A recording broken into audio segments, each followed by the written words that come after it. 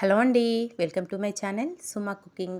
ఈరోజైతే పిల్లలు evening school నుండి వచ్చేటప్పుడు కల్లా చాలా సింపుల్గా మంచి స్నాక్ ఐటెం అయితే చేసి చూపిస్తానండి. చాలా హెల్తీగా, అది కూడా మనం స్టవ్తో పని లేకుండా చాలా సింపుల్గా ప్రిపేర్ చేసుకోవచ్చు. టేస్ట్ మటుకు సూపర్గా ఉంటుందండి. పిల్లలకైతే తప్పకుండా నచ్చుతుంది.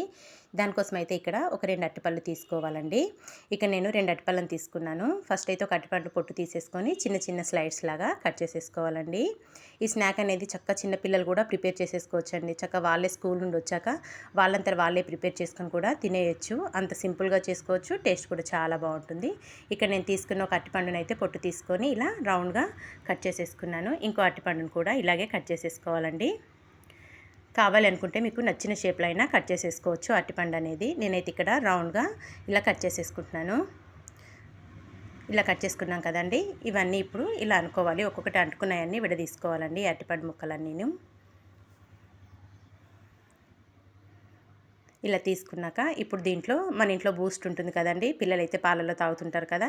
అన్నీ మన ఇంట్లో ఉన్న వాటితోనే చక్కగా ప్రిపేర్ చేసేసుకోవచ్చు అనమాట. ఇక్కడ నేను బూస్ట్ ప్యాకెట్ కట్ చేసుకొని బూస్ట్ని అయితే మనం కట్ చేసి పెట్టుకున్న అరటిపళ్ళ మీద అయితే వేసేసుకోవాలి.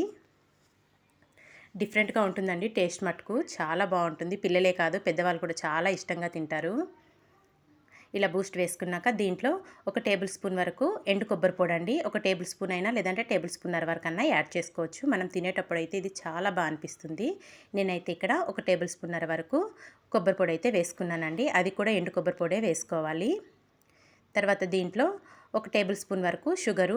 మీకు అరటిపళ్ళ స్వీట్ సరిపోతుంది అనుకుంటే షుగర్ని స్కిప్ చేసేయచ్చండి. పిల్లలు కొంచెం స్వీట్ తింటారు అనుకుంటే ఒక టేబుల్ స్పూన్ వరకు షుగర్ వేసుకోవచ్చు. లేకపోతే షుగర్ ప్లేస్లో కొద్దిగా హనీనైనా యాడ్ చేసుకోవచ్చండి.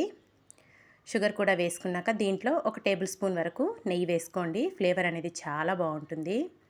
ఇలా నెయ్యి కూడా వేసుకున్నాక ఇదంతా బాగా మిక్స్ చేసేసుకుందాము. ఇంతే అండి. చాలా సింపుల్గా స్నాక్ ఐటెం అయితే రెడీ అయిపోయింది కదా. చక్కగా ఈరోజు అయితే ఇంట్లో అరటిపళ్ళు ఉంటే పిల్లలకి ఇలా చేసి పెట్టేయండి. లొట్టలేసుకొని మరీ తింటారు.